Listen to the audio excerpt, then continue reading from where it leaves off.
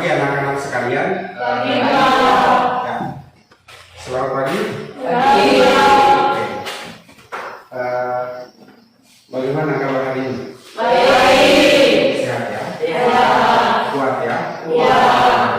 Oke. Sekarang kita akan mulai belajar, dan sebelum kita mulai belajar, alangkah baiknya kita memulai kegiatan kita ini dengan doa. Jadi mari salah satu dari kalian, siapa yang paling berani untuk memimpin doa? Ayo.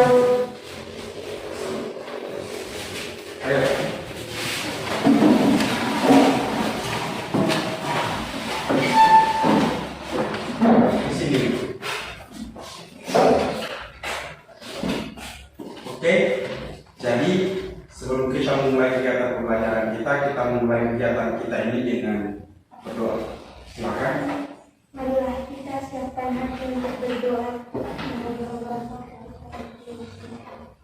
Tuhan Yesus yang Maha Pengasih, puji dan syukur kami haturkan kepadamu atas kemurahan hati, sehingga kami semua boleh hadir di tempat ini guna untuk mengikuti kegiatan belajar mengajar. Semoga ya Tuhan, dengan cinta dan kasih-Mu, kegiatan belajar kami pada hari ini dapat berjalan dengan lancar sesuai dengan kehendak-Mu. Nama-Mu kami puji hari ini, esok, sekarang, dan segala masa. Amin.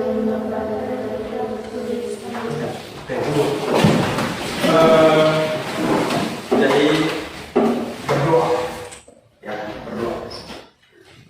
Jangan hanya saja pada kegiatan pembelajaran, tetapi diupayakan untuk semua aktivitas kita itu selalu dimulai dengan doa dan selalu mengakhiri dengan doa. Itu kita menyertakan Tuhan dalam segala aktivitas kita, maka semoga segala aktivitas kita yang kita lakukan itu akan dipermudah. Oke? Nah, baik. Seperti tadi yang sudah Pak Guru sampaikan, hari ini kita akan mulai belajar tentang masa kemerdekaan, dan kita akan belajar hari ini. Nih, Pak Guru kasih tunjuk dulu. Ini namanya infografis. Dan hari ini kita akan belajar periode waktunya itu mulai dari tanggal 8 Agustus sampai dengan tanggal 16 Agustus. Bisa? Bisa? Bisa. Nah, untuk memulai pembelajaran kita hari ini, Pak Guru punya sebuah rekaman audio, suara. Ini akan mengantar kita bersama memasuki materi pembelajaran kita hari ini. Oke? Silakan kalian dengar, simak, dan jawab beberapa pertanyaan yang nanti Pak Guru ajukan kepada kalian. Oke ya? Ya.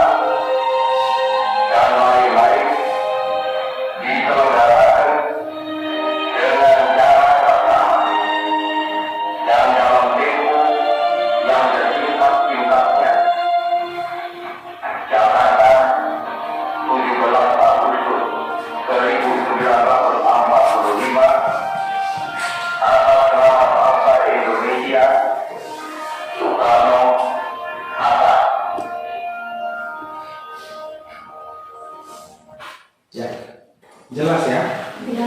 Jelas ya? Semuanya dengar dengan jelas ya? Nah, pertanyaannya, kira-kira itu berkaitan dengan apa? Proklamasi. Proklamasi apa? Tanggal berapa? 19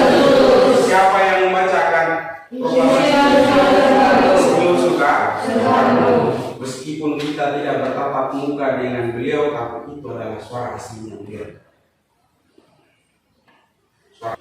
Ini adalah teks proklamasi yang dibacakan oleh Soekarno pada saat tanggal 17 Agustus Indonesia dimerdekakan dari penjara. Nah, memulai pembelajaran kita, coba kalian baca. Ini adalah sebuah kutipan berita. Ini adalah sebuah kutipan berita. Judulnya Kemerdekaan. Hadiah dari siapa?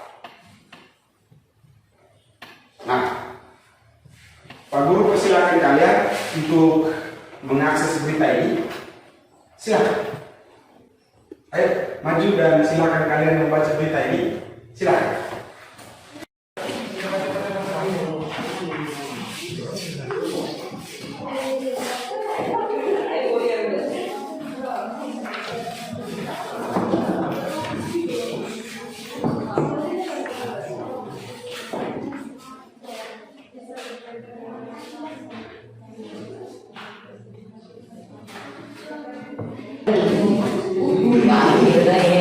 Oke ya,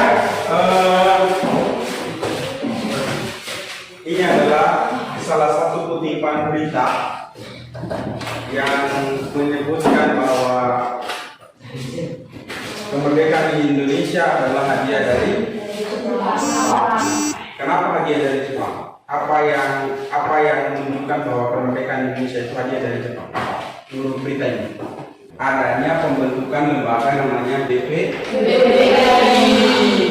BPUPKI, Badan Persiapan Usaha Kemerdekaan Indonesia. Lembaga ini adalah lembaga yang dibentuk oleh Jepang karena Jepang menjanjikan kemerdekaan Indonesia, sehingga ada asumsi, ada pendapat orang yang menyebutkan bahwa kemerdekaan Indonesia itu, terutama dari Jepang, itu adalah hadiah dari Jepang. Nah, sekarang tugas kita hari ini, kita akan buktikan benar atau tidak pernyataan ini. Oke? Nah, untuk itu nanti kita akan melakukan diskusi. Dan diskusi kita ini berkelompok. Pak Guru bagi kalian dalam tiga kelompok. Oke? Nah, kalian Pak Guru kasih tugas untuk membahas tentang berita kekalahan Jepang. Oke? Kelompok 2, kalian bahas tentang peristiwa Rengas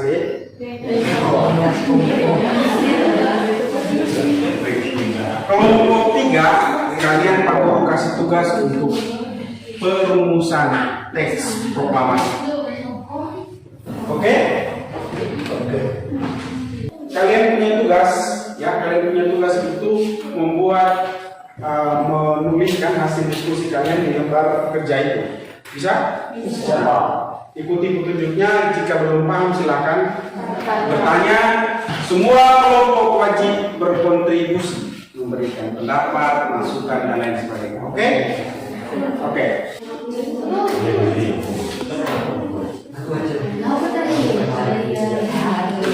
Ya, itu jenis anggota. Di sana itu ada teks informasi nanti disesuaikan dengan yang ada di maksudnya itu nama tokoh, kalian sebutkan tokohnya terus peran dia dalam perumusan teks proklamasi. Siap? Halo, tak sayang.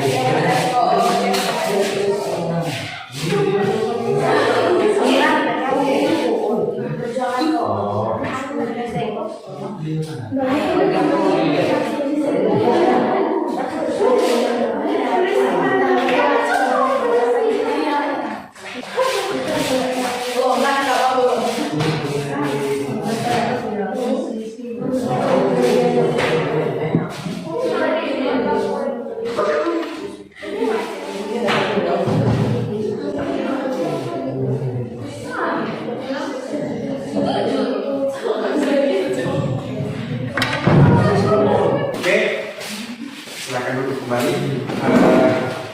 Jadi kita sudah melewati batas waktu. Oleh karena itu kegiatan untuk produk kalian perlu dalam bentuk ini. Jadi nanti kalian membacakan hasil presentasi kalian. Salah satu teman merekamnya dalam bentuk video.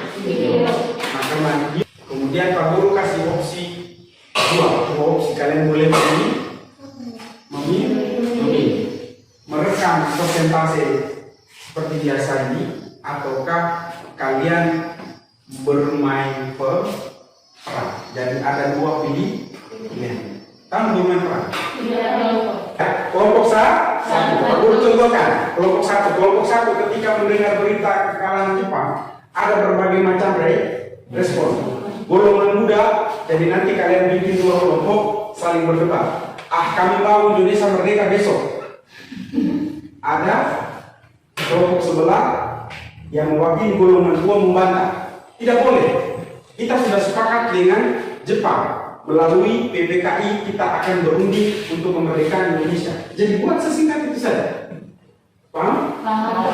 Nah, misalkan itu bermain peran. Tinggal kalian susun teks saja. Saya tidak mau. Jadi misalkan kalian mewakili kelompok muda. Sebagai kelompok muda saya tidak mau. Kalau Indonesia itu dimerdekakan oleh diberikan oleh Jepang. Kami tidak mau. Sama dengan perumusan teks proklamasi. Nah, itu tidak sekedar perdebatan kelompok tua dengan muda, tapi lebih ke usulan. Nah, kalian kan ada 6 orang nih. Artinya 6 orang ya, kelompok berapa? 6 atau 7? 3? 6 ya? Nah, kalian kan ada 6, rata-rata ada 6 orang. Nah, nanti ada satu yang mewakili Ahmad Subarjo. Ada satu yang mewakili Soekarno. Ada satu yang mewakili Hatta. Kami kan perempuan cuma tidak masalah. Yang perlu melihat itu bukan jenis kelaminnya. Ini Soekarno atau perempuan bukan. Yang kita ukur itu adalah apa? Alur cerita yang mencerminkan pemahaman kalian. Bisa ya? Jadi Pak Guru kasih dua pilihan. Silakan kalian memilih mau bacakan hasil presentasi seperti biasa ataukah bermain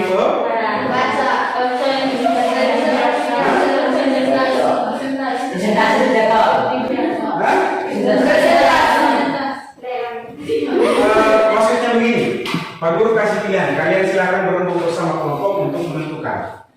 Pak Guru tahu saja ada 3 video yang termasuk ke Pak Guru. Jelas? Dan video itu Pak Guru besok ditunjuk muka saja. Jelas ya sampai sini? Jelas ya? Nah, kalau sudah jelas, untuk kegiatan kita hari ini cukup sampai di sini. Ya, cukup sampai di sini untuk kegiatan kita hari ini. Dan berikutnya kita menutup kegiatan kita ini dengan ayo mari siapkan diri. Kalau kita satu orang lagi, jangan orang yang sama. Ayo, silakan. Ayo, mana siapa yang ini?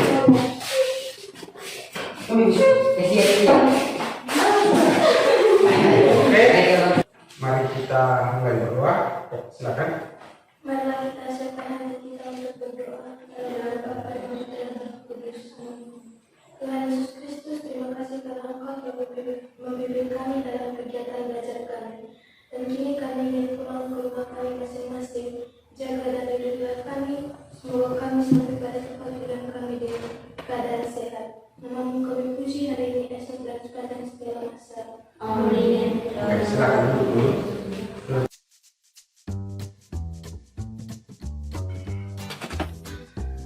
Assalamualaikum warahmatullahi wabarakatuh. Perkenalkan, nama saya Muhammad Syarafuddin dan kali ini saya akan memberikan review saya terkait dengan kegiatan pembelajaran yang saya lakukan dalam aksi nyata, yaitu penerapan pembelajaran berbasis diferensiasi dan sosial emosional Nah, pertama saya ingin melihat dalam konteks penerapan pembelajaran berdiferensiasi, saya sangat senang karena di situ saya melihat banyak sekali aktivitas yang dilakukan, karena pendekatan saya yang saya lakukan di sini adalah melihat kebutuhan siswa dari aspek gaya belajar, dan di situ siswa melakukan kegiatan pembelajaran dengan banyak sekali aktivitas. Mereka bisa mengakses beberapa infografis yang saya letakkan dalam sudut kelas yang berbeda, dan itu memberikan mereka kesenangan yang tersendiri, kebahagiaan tersendiri dalam proses pembelajaran. Dalam konteks penerapan pembelajaran berbasis diferensiasi, saya hanya memfokuskan pada satu teknik, yaitu saya menyebutnya dengan BSSB, berdoa sebelum dan sesudah bekerja. Salah satunya adalah pembelajaran. Dan dalam konteks membangun hal ini dalam pembelajaran, saya memulai mengajak anak-anak untuk memulainya dengan kegiatan pembelajaran kami dengan berdoa, lalu kemudian mengakhirinya dengan doa. Nah, hal ini bertujuan untuk membangun kepercayaan, membangun kesadaran diri mereka terhadap semangat religius dalam diri mereka. Nah, dalam konteks penerapan pembelajaran ini, baik diferensiasi maupun emosional, karena waktu yang diberikan sangat terbatas, maka eksplorasi teknik-teknik dalam pembelajaran tersebut pun masih sangat terbatas. Kita tahu dalam konteks pandemi ini, kami di sekolah belum diberikan kesempatan untuk tatap muka. Oleh karena itu, kegiatan aksi nyata kemarin itu memang sifatnya situasional. Kami mengajak beberapa anak-anak murid untuk menghadiri kegiatan pembelajaran yang kami rancang, dan itu diberikan waktu sangat terbatas, sehingga untuk mengeksplorasi teknik-teknik baik diferensiasi maupun emosional itu masih sangat terbatas. Itu yang saya alami. Kemudian yang kedua, kedepannya nanti mungkin kalau sudah kondisi normal, saya bisa melakukan lebih banyak lagi eksplorasi, baik itu teknik diferensiasi maupun terutama teknik sosial emosional yang ada begitu banyak beragam dalam teknik sosial emosional yang bisa dieksplorasi dan diberikan kepada murid untuk membangun semangat sosial emosional dalam peserta didik. Demikianlah refleksi saya untuk kegiatan aksi nyata ini. Tetap semangat, guru bergerak Indonesia maju. Sekian dan terima kasih.